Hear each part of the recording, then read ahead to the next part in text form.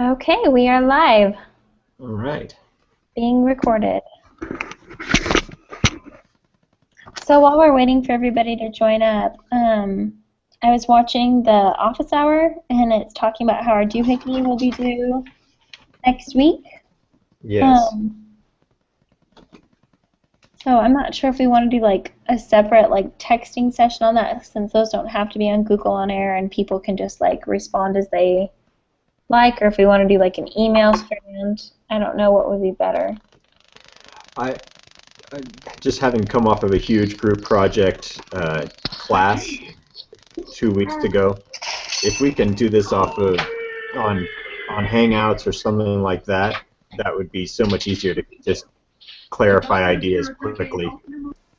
Yeah, maybe we could do something simple up front that's not very long, and then just start a Google Doc, and then everybody has like their assignments, Mm-hmm. so that we can just knock it out instead of having. Because it seems like for our group, we all try to be flexible, but it seems like we all have kind of crazy schedules to pin down a specific day of the week to do this and a doohickey Right. stuff. So kind of my idea on this week was just to kind of truncate this week's talk down to, cut this down to 30 or 40 minutes and then use the last 20 minutes of the hour, end this session and post it online, and then start another one just for us that we can talk about the doohickeys and who's going to do what, and just divide and conquer. Well, even when I take it off live, if no one leaves it, we can still just talk without having to start another one, so that everyone's already in the group, and it makes it simple. Okay, Perfect. let's do that then. Yeah, because how it's rotating, it'll be my week next week to be the leader on the conversation, and then I guess I could take the lead. I could do the leadership part of the doohickeys as well, as far as submitting it. Is it my turn to be leader of the discussion tonight? Have you led one yet? I haven't led one yet. Sorry. I love kid noises. Our house is quiet except for when my dog's barking. Gotcha. I have a feeling it's going to be really noisy tonight, so I will try to mute it as often as I can, but I'm sorry already. That's the benefit for me. Bedtime is 8 o'clock around our house, between 8 and 8:30, so by the time this rolls around, everybody's tucked in for the night, usually including my wife, so it's just me talking.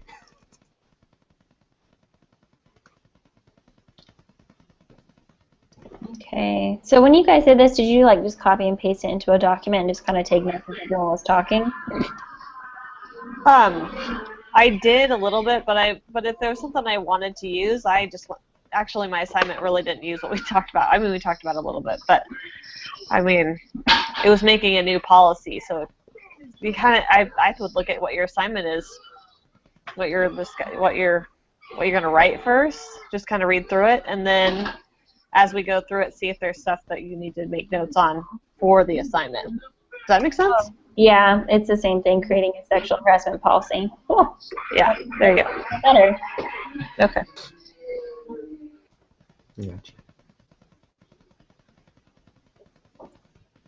See, I guess I better look at what the questions for the group should be tonight, right? What we as participants should be doing. Yeah, that one was simple. I have the how to lead the discussion up on my computer right now, and I'll just keep track of it all, and then I'll do the write-up. Okay. So. Yeah, and just warn you guys again, if you hear the Mission Impossible soundtrack in the background, that means someone's having a heart attack, and I'll be cutting out early. Sweet. I hope everybody's okay, though. Yeah, well, it's just my job. Yeah. Okay. Hey, Keith, how's it going? It's going. We're gonna. Okay. Sorry, go ahead. We're just gonna try to really get through tonight's discussion quickly so that we could talk about the doohickey at the end. Yeah. So let's try to end this by like 10:40 my time, whatever, 40 minutes after the hour for whatever hour we all are on. Okay. Okay, so at least the reading this week was kind of straightforward. There's only the 2 assignments, right, besides the part 2 from last week's stuff. That was just going over the results of whatever the court rulings were. Right. Yeah. Okay, so part 1, sexual harassment background. Ask your team to help you understand some background on sexual harassment law before you start the case. I'm just going to read through all of them so we can just respond to all of it at the same time. Ask one student what sexual harassment is, so we'll kind of go over that. A good definition. So I guess that's a good place to start. Background and definition seem to kind of overlap on each other. So what is sexual harassment? So sexual harassment is any type of contact, language, pictures that make another person, regardless of gender, feel uncomfortable. That's kind of my take on it. Yes. Unwanted sexual advances.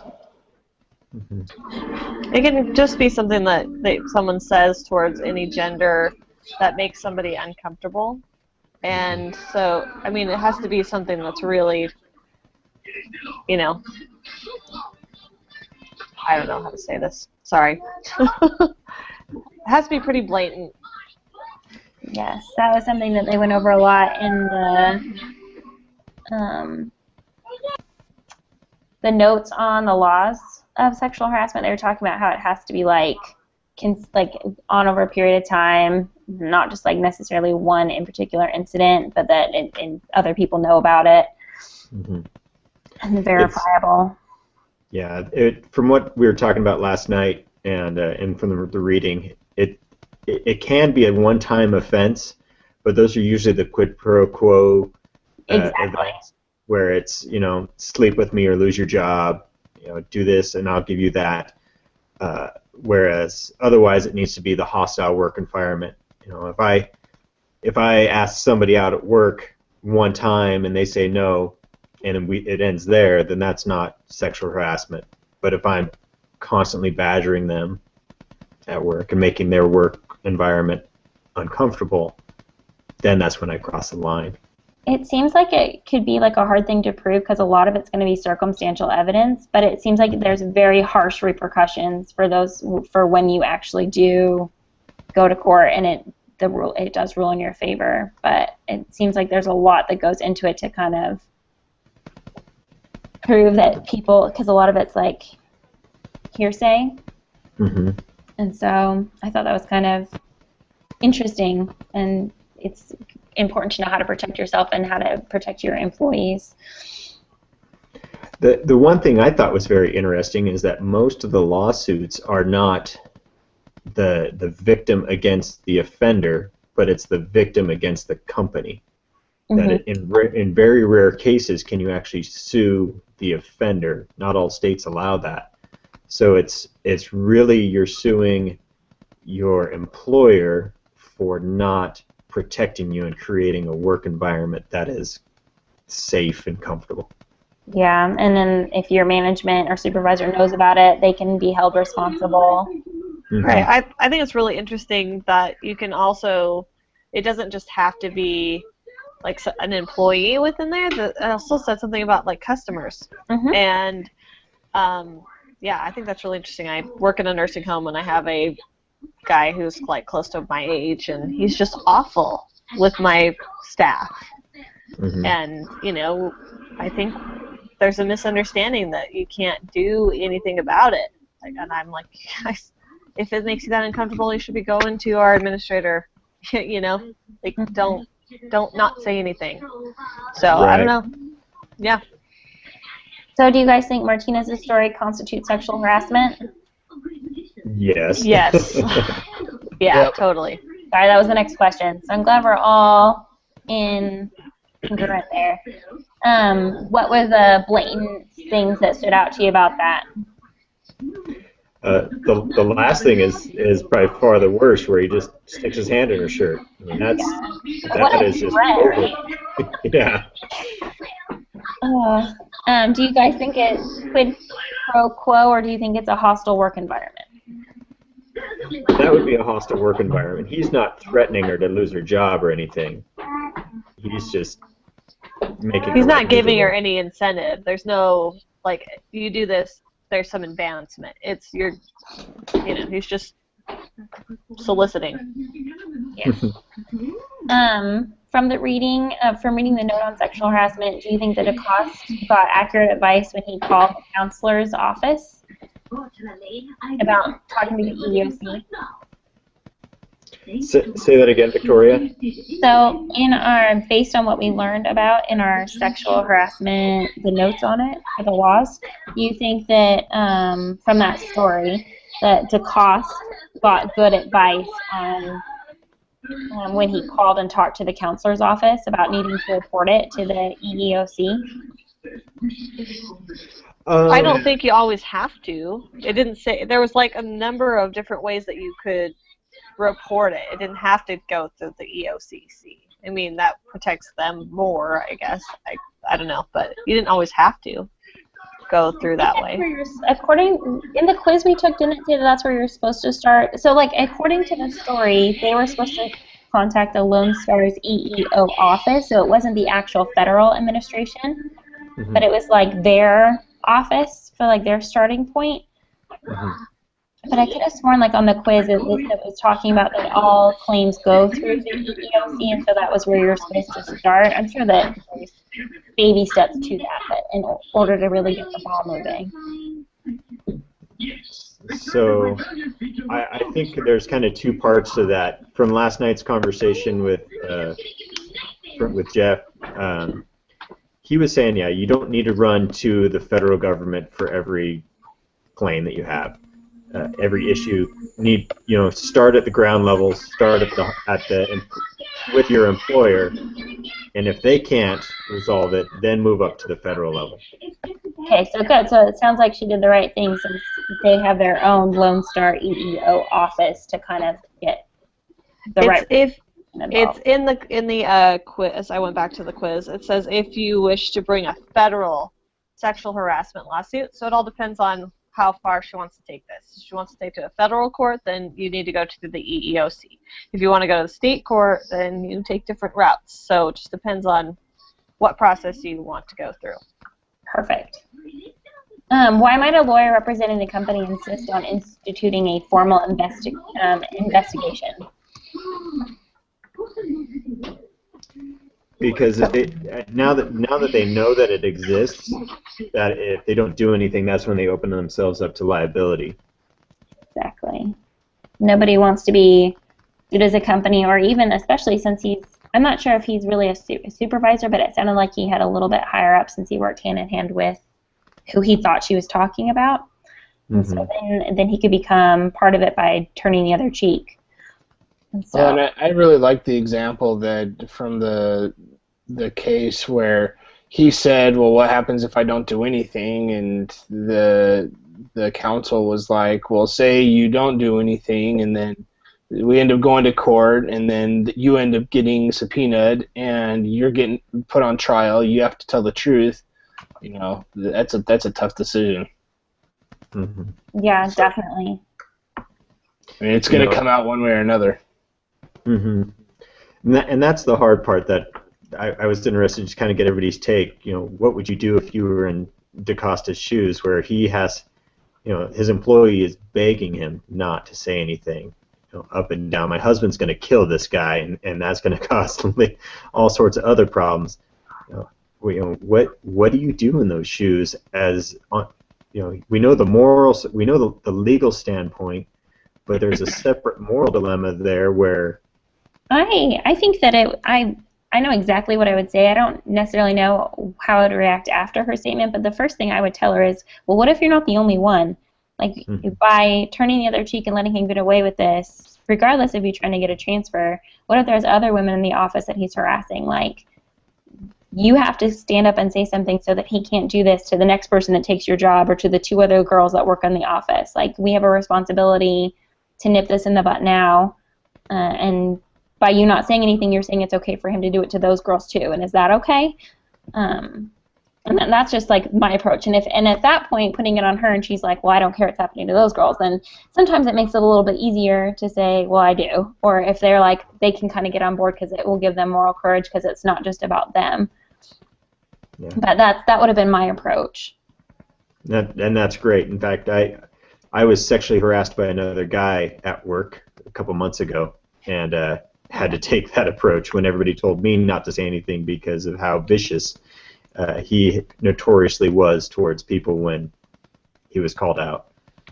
So, and the other thing that's really neat, especially about taking it to an HR representative, like I took it to our regional HR supervisor for our hospital system, and he was really cool about it. He just said, at the end of the day, I'm going to sit down and have a meeting with this person and tell them why that behavior was inappropriate. And there's a retaliation. It talked about it in the paperwork that retaliation fits in another clause of anti-discrimination. And if somebody retaliates against you, they lose their job on the spot. At least that was our hospital's policy. Yeah, and I think it is important to be aggressive about, not skirting around the issue, about confronting things, getting things documented, write-ups, and then if it needs to be taken to the next level, then it needs to go there. And I think that is important. Are there any other options that anyone else came up with besides reporting it to their personal business EEO office, or to not do anything? Did anyone else come up with any other ideas? You could get your own personal lawyer, though it's best to go through your company. But sometimes it's better to just go through your company like he had. If you feel like you can't do that and you do need a personal lawyer for added protection, then of course you can do that. But it all depends on what the situation is, really. So I agree. What does anybody think about taking it up personally? Go, DaCosta taking the offender aside and just saying, "Hey, man, I know what you're doing. I know this isn't appropriate, and I got to call you out on this." I feel like the kind of people that are interested in behaving like this, they're not always blatant in doing it in front of lots of other people, and I feel like that is kind of like maybe embarrassing to get called out on it, and maybe a slap on the wrist, but I don't think it's ever going to change their behavior. And I think that you put people at risk by not going through the right channels, I guess. I mean, depending on like the level. If there's just a guy that's like you said, maybe it was a simple sexual harassment thing, but if someone stuck his hand down my shirt and told me not to scream because he would deny it, I think that someone like that is a predator. And yes. I think that by just confronting them, you don't solve the problem. You just kind of put a wall up, and he's going to find another way to satisfy those needs. And so I think it's really important that confronting people is only going to maybe make him sneakier or whatever, but it's not going to make him, there's no like real consequences in that. Good. And I agree. I just wanted to throw that out there. Yeah, I thought about the same thing. Let me see. It says that for students who say to report, ask them what they will explain to Julia Martinez about their decision. Are they willing to get fired over this? I guess that there is some that, okay, so I guess you guys are supposed to come up with stuff. Like, so, like, we're in the shoes of John Costa, and is he willing to be fired over this? No, it says to get her fired. Are they willing to get her fired over this? But I don't think you can get someone fired like that. Legal retaliation, like, isn't that the whole point of why they protect people for coming forward? Isn't that like sexual discrimination if she does get fired over it? Right. Yeah. You'd have a huge lawsuit on your hands for firing her. Yeah, you can't. Yeah, they can't do that. So yeah. That's something that I guess I don't understand why you would. I guess it covers that's that to keep that. So okay. I'm glad that we all feel the same way about it. Okay. For students who say do nothing, we already kind of talked about the ethical issues involved. And for students who think that he should report it to the EEO office, ask them to tell specifically what they would report. And I think that the best thing to do is just to be honest. I think that he really doesn't have all the information. He doesn't know who the person is because she just referred to him as her boss. So, I mean, as much as he thinks he knows the chain of command, that might be vague. It might be someone above even him, I guess. Mm-hmm. And so you just have to be very specific in exactly what you know and not kind of what you are alluding to, what that information details. Yeah, he needs to describe the situation how he found out this information. Mm-hmm. And then just leave it up to the professionals that make a living off of this stuff. Yeah. Right. His only involvement is just saying, this is what I overheard, and I didn't want it just to go swept under the rug. So that's where his involvement really ends, unless they choose to question him further. I mean, all he's doing is reporting. Yeah, I liked how the term they used in the note on sexual harassment, or the note on the laws. It was like, you can't bury your head in the sand. It was something to that effect. And I think that's an important way to kind of look at it, is that you can't avoid the issue. Just play dumb. But it says, assign each of your teams a role to play. Potential victim of harassment, accused harasser, bystander, and legal counsel. Does anybody feel like any of those roles are calling their name? All right. I'll go with potential victim. Or I don't really care. I could go with harasser. I don't care. I think I'll take the harasser. I'm good at playing the devil's advocate. Fabulous. Okay, so you can be the victim, and then Keith, do you want to be a bystander or legal counsel? Legal counsel. Okay, so I'll be the bystander. So I guess we could play it out a little bit differently. Let me see. Given your assigned roles, identify the most important things you want to see in the new policies and procedures that your organizations formulate to cover sexual harassment issues. Be prepared to defend your choices. Not enough time each. So apparently we're supposed to come up with things. There are more than 5 minutes. That you would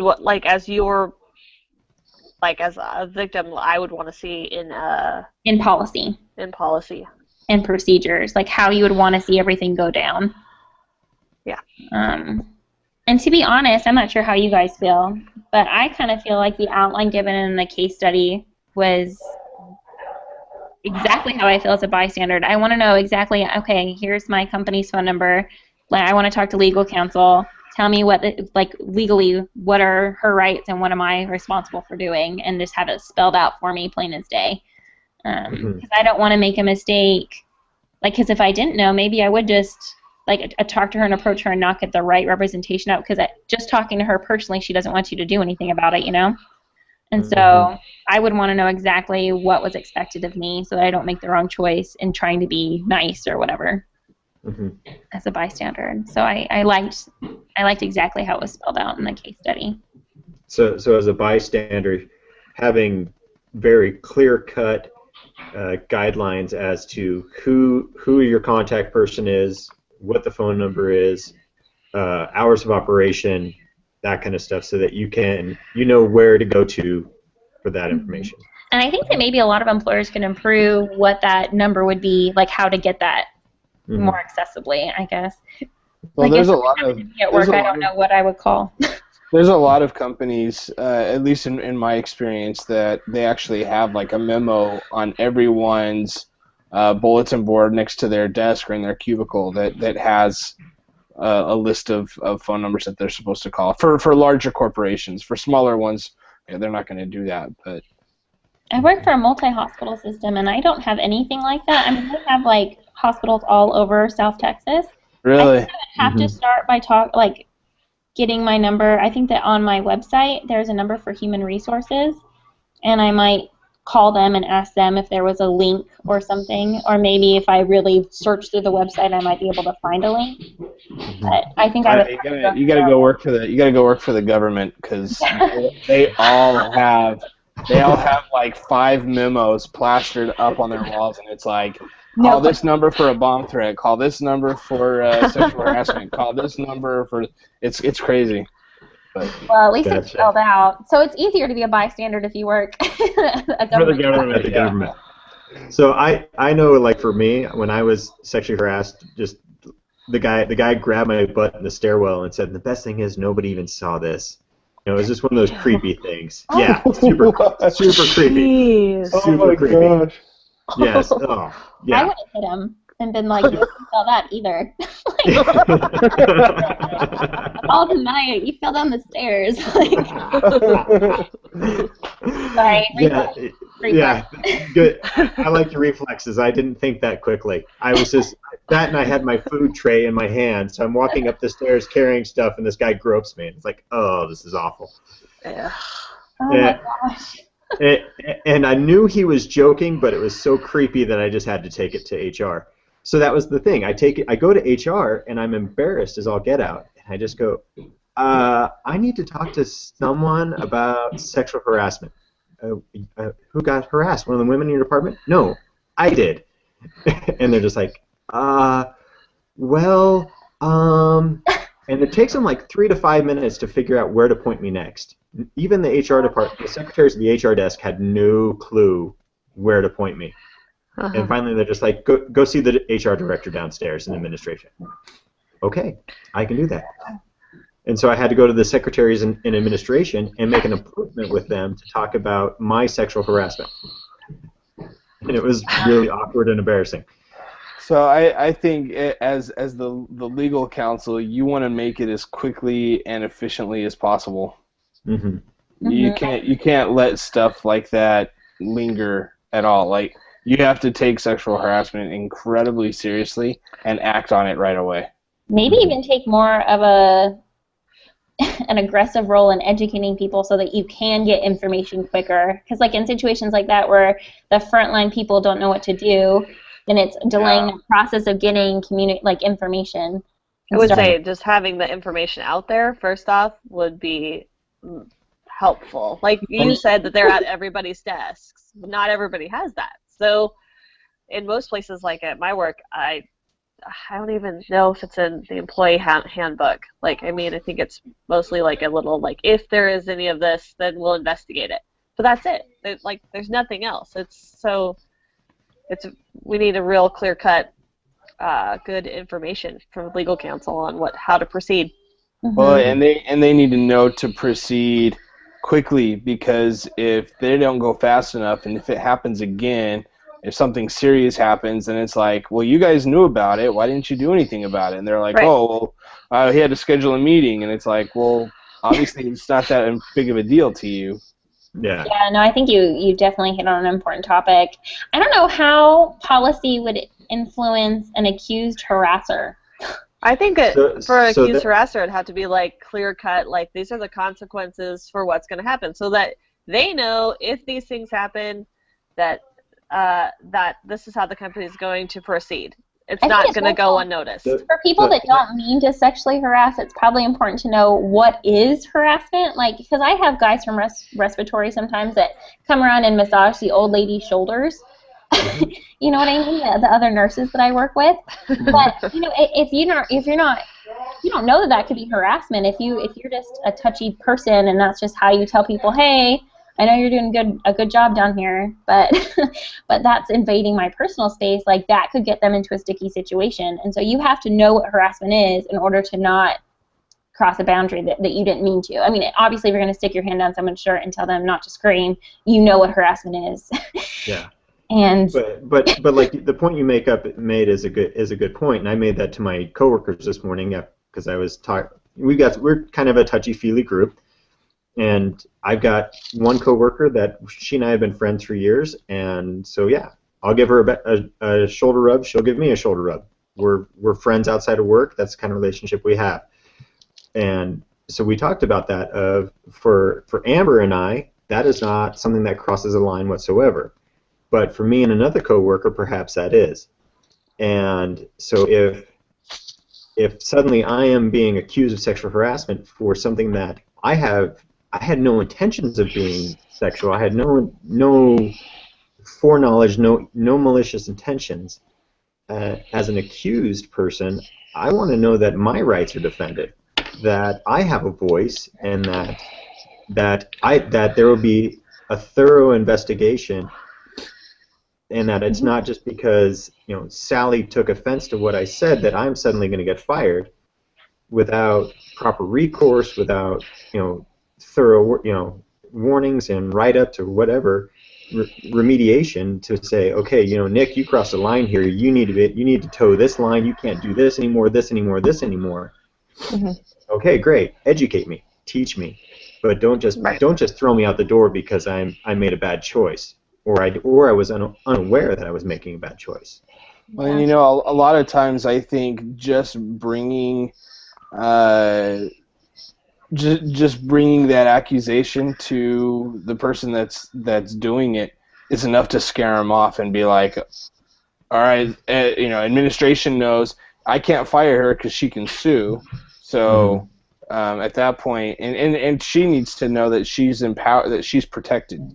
She can't get fired, and if she does, that there's legal ramifications. So just the fact that if an investigator comes in and says, "Look, you're being accused of this," he's going to be like, "Oh, great, I gotta stop." Yeah. Mm-hmm. I would hope anyway. Yeah. Well, I think there needs to be something about false accusations that have been brought. Like if somebody's coming forward a lot and they're bringing false accusations, there can be consequences for those. Well, especially you can't people that feel like they're about to get fired that maybe do a really bad job and they're like, well, I've been sexually harassed. So now, even though they might be a really crappy employee, now you have to deal with that because you don't want to get caught up in a sexual discrimination case or harassment case, Right. Actually, I didn't, and she's just really good at sidestepping consequences. Here I am in a sticky situation. Yeah. Right. But, I wanted to... Oh, keep going. I was just going to say, yeah, so for the accuser, I think just make just a promise of adequate investigation. Mm-hmm. Good transparency on both sides. Okay, so I think those were all great comments. I think we really hit that one out of the park. Okay, so for the Lone Star wrap-up, I'm just supposed to tell you guys what really happened. So here was the results of that case study. When Jack called the corporate counsel, he forgot about caller ID. The lawyer used the information he gave her to figure out the people he was talking about. She contacted the Lone Star EEO, which launched a formal investigation. The EEO tried hard to get Martinez to cooperate. French denied all charges, claiming that Martinez had made up her story to protect herself from pending layoffs. Jack was asked for evidence, but he didn't have any. Julia, Martinez's husband, found out about what was going on, beat up Julia, and forced her to quit. Holy smokes. French survived the investigation with only a bruised reputation. He blamed everything on Jack for calling corporate counsel. There was so much animosity between the two that he left the company after 3 months. So, what was Lone Star's sexual harassment policy? If Lone Star had one, did Jack know anything about it? What policies, procedures, or training might have improved the situation Jack found himself in? Would the policy you created as a group have been helpful to Jack? Yeah, there was no clear, nobody was educated, and there was no clear, there was nothing very clear, so he had no idea that this was going to be the consequence just for calling and asking a question. And then they jumped into a formal investigation, and instead of protecting the victim in the sense that she felt like, this was being kept really private, she wasn't. And it made it an even more hostile work environment for her and home environment. Well, and obviously part of her reservations from the beginning were I think she knew what her husband's reaction was going to be, because people that husbands beat them up over stuff like that obviously deal with other stuff from their husbands. Yes. Yeah. So I think that if I was in a legal counselor type, I'm doing an investigation, I would pick Julia's brain. I would not assume that I knew who was the person doing it. I would just work with her, and I would be there, even if it took weeks and other things happening and just putting together a trust there. That's what I would go with, because that's the person you're trying to protect. And well, it sounds like the legal, they it was almost like you're guilty. The whole innocent until proven guilty thing. Like he assumed he knew what was going on and jumped on it. And so, I would also hope that the person that is reporting it, there's got to be some kind of a thing where you're gonna remain anonymous unless the thing has to go to trial or something like that. Yeah, I think anonymity is important, but I also think that you can't even like legal counsel can't make assumptions. When you say for a boss, I think that you can't just jump through the chain of command, And so to approach French and just have him deny things, well, obviously, like, what else is he supposed to do? Like, no, I want to lose my wife, family, job. Yeah, I did it. Yeah, like, not going to happen. And so I just feel like that entire approach was doomed to fail. Mm-hmm. And so could clear policies and procedures have helped to avoid any of the final consequences of this case? And I think that if Jack had known what was going on and how to handle it in the first place and didn't have to call, it would have gone in a totally different turn of events. Mm-hmm. Anybody else have anything to add? No. What's the most important thing everybody learned? Well, I didn't know. I mean, sexual harassment is something that it's just something that's always there, but doesn't necessarily mean that it's something we deal with all the time. So it's easy to kind of forget about it, and if you don't deal with it all the time, so it was kind of a good refresher because I just didn't know, I guess. I really didn't know that I legally have a lot more responsibility than I thought I did. Like, that was news to me. Not that I'm not the kind of person to shy away from confrontation, obviously, but I didn't realize the repercussions I could get for not coming forward, or at least not trying. I at least want to be able to say under oath that I did everything in my power to help them and her and contact this person in a timely manner. And so I didn't know that would have been over my head. Two takeaways I've gotten this week from this talk and from talking last night were, one, that I didn't know that sexual harassment was based on the beholder, that it really is up to the victim to decide whether it's harassment or not.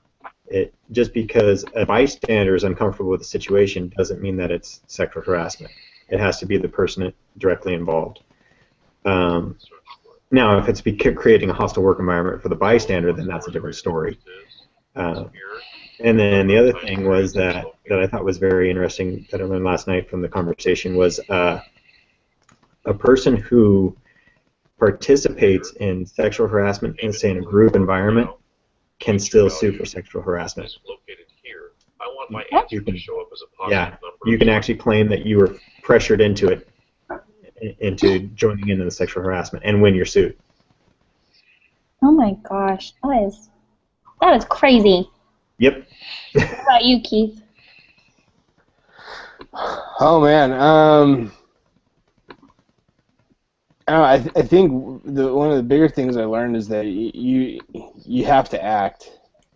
You can't just, whether you're the victim or bystander, you've got to do something.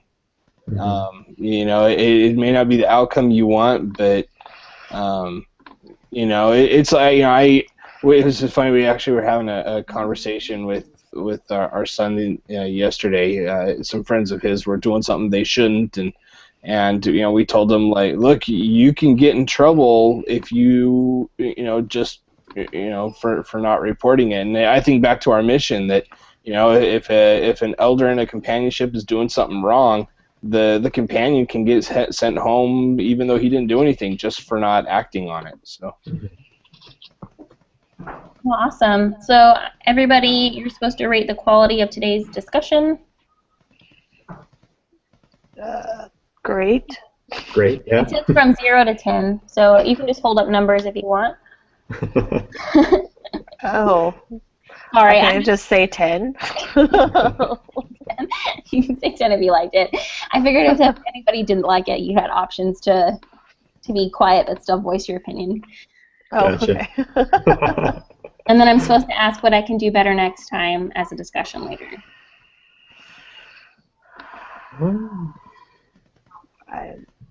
I think you moved it right along really well and just kept the discussion flowing. So I thought you did a really good job on that. Mhm. Well, thank you. So, no complaints at least, right? No. Yeah, got nothing. Okay, so I'm going to stop the broadcast. Thanks everyone for listening to our sexual harassment discussion.